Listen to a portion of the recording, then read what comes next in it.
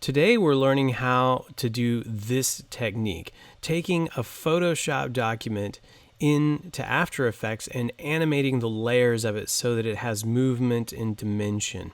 So let's get started. We're in Photoshop right now, and you're looking at the Photoshop file that I'm going to use in Adobe After Effects to animate. And I want you to see how I have this file set up because it's going to be very important to the process I'm about to show you. So I've created this file and I've flattened down a lot of the layers. So I now have separated things out onto layers that I want to animate them on. So in other words, I have these front trees on one layer. I have these crows split off on different layers so I can animate them. I have the bushes on a single layer. I have the girl on a single layer. I have these all well named because these names and these layers are going to translate over into Adobe After Effects, and it's going to really help with the flow of animation. So now that I have that file and I have it saved, I can come over here to After Effects. I can hit Command I and I can import a file. I'm going to choose this PSD file. So anyways, I'm going to import this Photoshop and I'll get this dialog box. Now you have an option to have editable styles, and I'm going to say no to that. I'm going to merge layer styles into footage, which is my usual. And import kind is going to be composition. Hit OK. And you'll notice that what we just imported is a folder with all of our layers neatly organized and also a composition. And when I double click on that composition, it has all of my layers set up nicely. And you'll notice that this composition right now is 9 seconds long. So I can go here into composition settings and I can look at how long I want the duration to be. And in this case, I'm actually going to put 12 seconds and hit OK. So you'll notice I have 12 seconds. I'm just going to grab all of these layers and I'm going to drag them out. Again, you can use whatever time frame you prefer for this. I'm going to navigate my time to the end. So I have all these nice layers and they're ready to go, but how do I animate them so they look dimensional? Well, the first thing I'm going to do is select all of them and I'm going to make them into 3D layers. You can do that by going right here. You'll see this 3D layer icon, and since I have all of my layers selected, if I click into one, it will convert them all to 3D layers. This will be important later on because we're going to move these around in a three-dimensional space. Now I'm going to need a camera to move around in this three-dimensional space. So I'm going to go here to Layer, New, and create a camera. I'm just going to leave it Camera 1. I'm going to choose the preset 50 millimeters. I'm not going to change anything else on this, but you're welcome to do so if you feel so inclined. I'm going to hit OK, and you'll notice that a camera has been created in my composition. Now, what I need to do is I need to be able to move these layers around separately in a three-dimensional space. And to do that, I actually want two separate views. So I'm going to grab this and stretch this out. And then in here, I'm going to right-click and create a new viewer. So now I have two viewers showing me the exact same thing. You'll notice up here in the top left it says active camera on both. I'm actually going to go here to this drop down and I'm going to change from active camera to custom view 1. And when I do that, you notice that it's now showing me a three-dimensional view of my layer stacks. So now that I've done that, I want to separate these layers out so that we can move the camera through them and they look three-dimensional. And I'm going to do that by starting on my background layer. And you can expand each of these layers, go to the transform section, and we need to change their position. Now we're going to do these for all the layers, so get used to this. So I'm going to go to position, and you'll notice that I have several different numbers that I can change, and what I want to change is this 0, 0. That is the Z position, and that's going to move them forward or backward in the stack. So what I'm going to do is I'm just going to scrub this number and see what happens. So you'll notice that if I scrub this number, I'm now moving this background layer back and forth. If I move it too far forward, it goes in front of all my other layers. If I move it further back, it goes further behind my other layers. So I'm actually going to go here and I'm going to type in a number like 1500.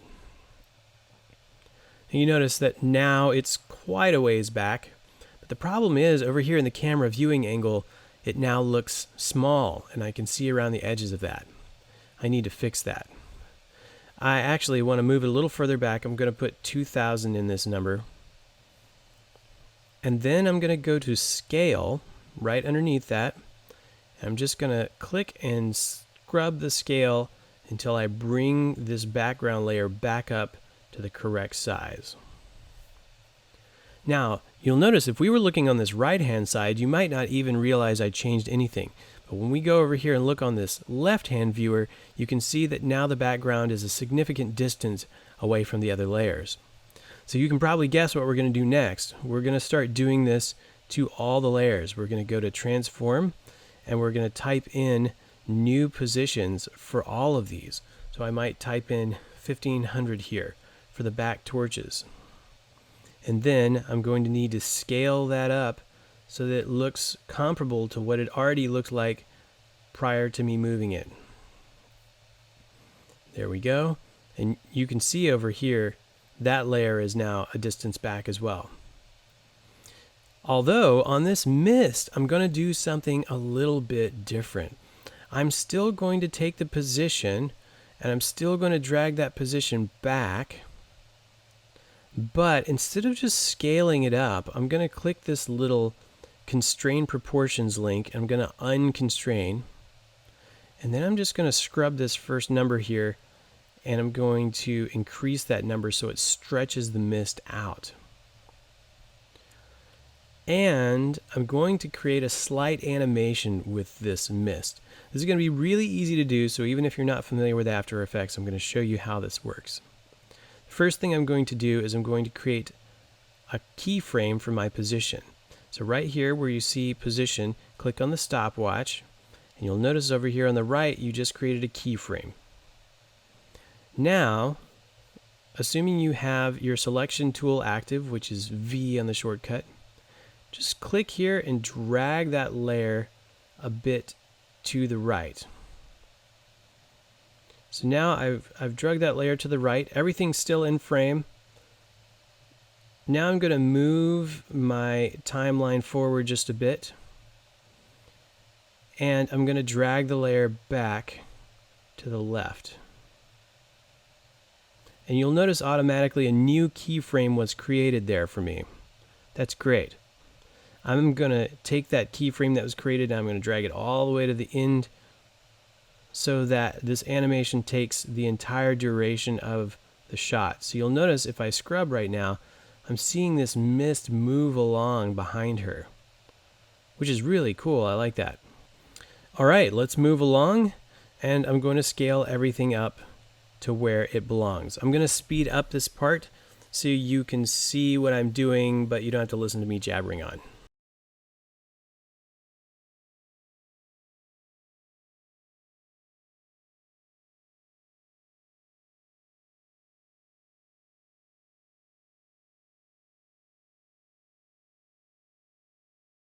Now if you look here in our custom view, you'll see that I have spread the layers out. A few of them I've left on the same plane, such as the crow and the girl, because they should be in relatively the same space in 3 dimensions. But for the rest of them, I've spread them out so that the camera can move through them. Now, before I do anything else though, I want to add a little flair to this. And there are some ways that I can do that, just some slight animations. For example, I want the crow to be coming in, flying in perhaps, and I want this other crow to be moving just a bit. So I've got a crow called Arm Crow. You'll notice it's this crow right here. And I want just a slight animation on this Arm Crow. I'm going to expand this. Then up at the top, there is a puppet position pen tool. I'm going to take that and I'm going to click some locations on this crow. Now I want my mesh to be animated. So what I can do is I can hit this keyframe on the mesh rotation refinements. Then I can move forward just a little bit, and I'm going to click and drag this. What you can see we've done here is we've created a little bit of an animation for this crow. Now I'm going to go back here and I'm going to put one more pin in the tail, and then I'm going to run that back through. So you'll notice that it's mostly the head that's moving. I want this to be really subtle, so I'm going to grab this final keyframe and I'm going to drag it all the way to the end. Now, if you see that there's a keyframe there and you can't do anything with it, you probably need to expand something out. So you'll notice that I have these puppet pins. I want to grab this, I'm going to move it all the way to the end.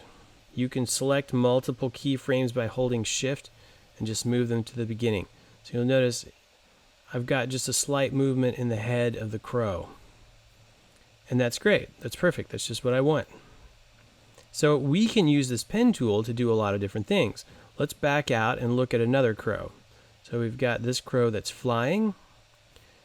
There are a couple of ways that you could animate this actually, but I'm going to take this back here. I'm going to expand this flying crow. And I'm going to go get my pen tool again. And I'm going to click on this crow. So you'll see that I have one pin in him right now. Again, I'm going to hit this little stopwatch. I'm going to move this crow up a little bit, and then I'm going to come forward at some point and I'm going to move him down as if he's going to land on this branch. So in my mesh, I'm going to open the deform. I'm going to make sure that I'm just moving this pin all the way to the right. So if I scrub this now, you'll see that we have the crow flying in. I'm going to do this again to this other flying crow. I'm just going to select this. I'm going to grab and pin him. I'm going to come back to the beginning of my composition. I'm going to have him move. So you'll notice he's flying upwards throughout the composition. Again, I want to make sure that this keyframe is going all the way to the end. So I'm going to grab this and drag it all the way to the end.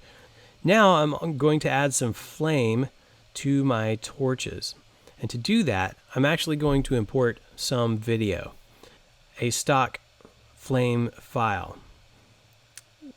So this flame file, I want to be roughly in the same place as these back torches and the front torch as well. So I want a couple of different instances of this flame file. So what I'm going to do is find the places where I want it to be. Let's go and find the girl. That's where one of our torches is. And we're going to drop the flame right above the girl. Now I do this mostly because it helps me with knowing how my layers are organized. But you could really have this flame be anywhere. It's just I find it neater and not as messy if I can keep them somewhat organized. So I'm just clicking and I'm dragging this flame file over here where my torch is at. I'm going to go here to the layer mode and I'm going to set it to screen. If you're used to Photoshop, this is very similar to what you would do in Photoshop. I'm just going to place it there. Now if I scrub my timeline, I can see that's looking good.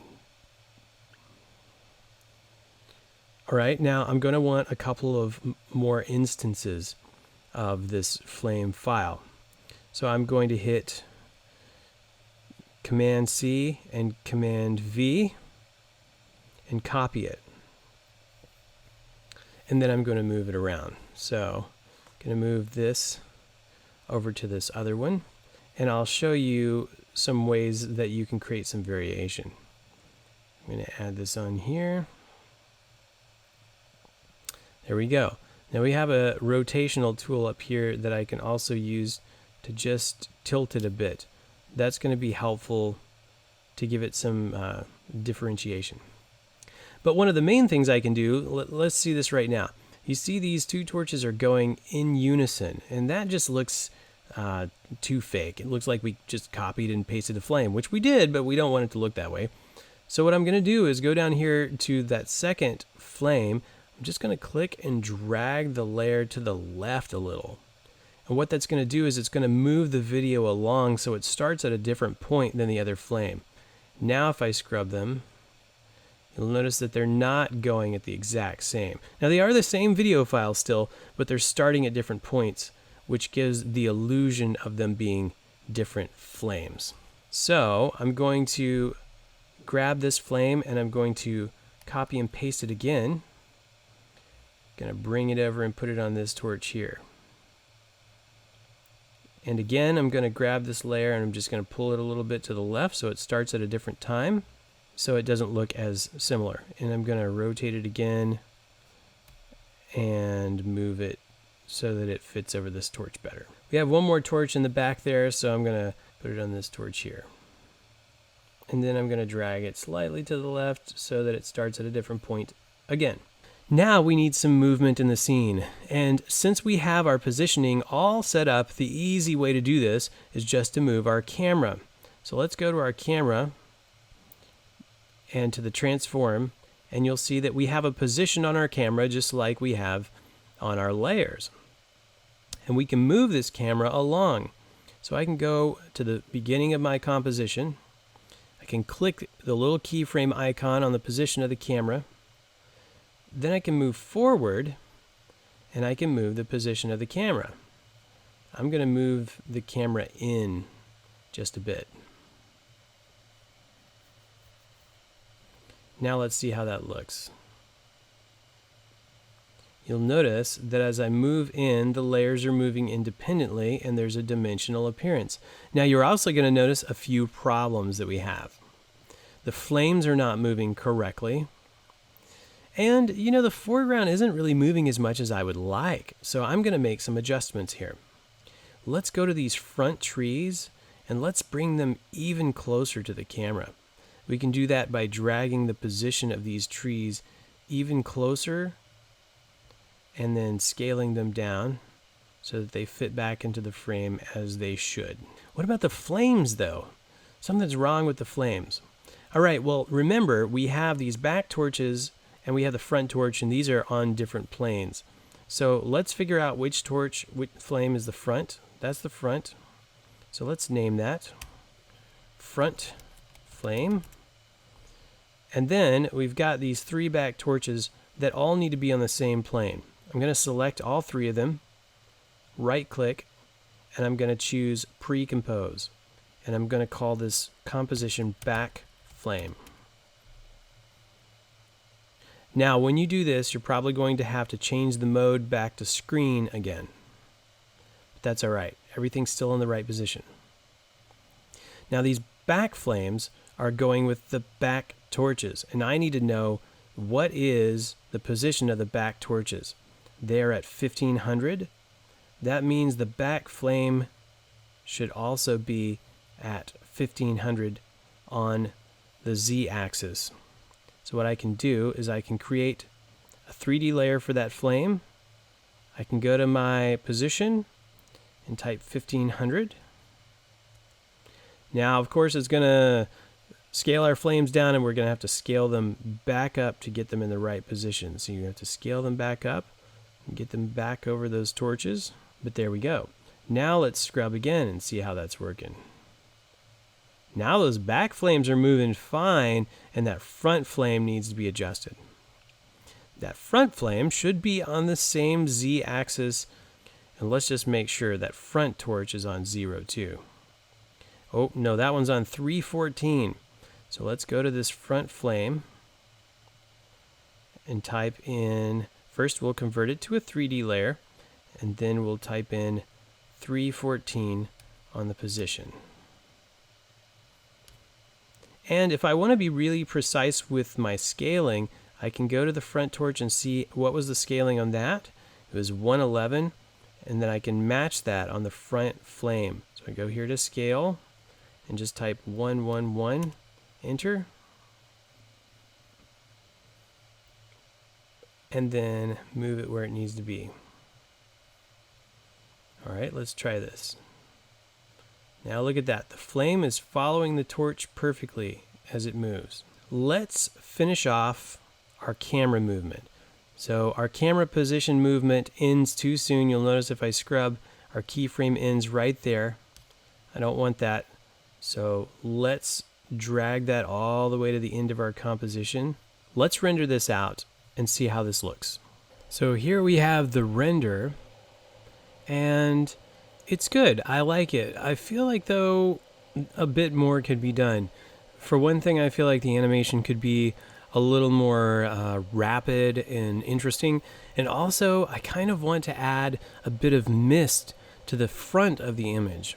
I'm going to go ahead and create a little more separation still, even between all of these layers. So I'm going to take my background layer.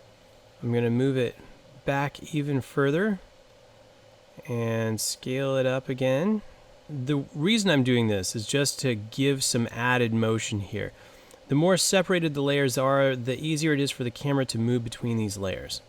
But now I'd also thought of adding some additional mist. So I think what I'm going to do is grab my mist layer. I'm going to hit copy and paste that mist layer. So I have a second mist layer. Now I'm going to drag it up over top of where the girl is. Now, when I do that, it's not going to make any change here because the Z-axis isn't actually allowing this to be shown above the girl. So I need to go into my positioning, and you'll notice that as I drag this, you can see it right there in my custom view. I can drag it until it's in front of the girl. Now it's covering the girl a little more than I would prefer, so I'm actually going to click it. I'm going to lower this mist layer down to where it's just sort of towards the bottom of the screen. So if I click and drag through this, what you're going to see though is that that mist is moving upward because of the keyframes we created earlier. So I'm going to click this keyframe and remove all my positioning keyframes. What this does is delete all the previous keyframes, and then I'm going to click it again so that I can create some new ones. I'm going to drag like I did previously to the right, and then I'm going to move forward a little bit, and I'm going to drag it to the left. And then I'm going to take that keyframe to the end of my composition. All right, let's make another render with these changes that we've created.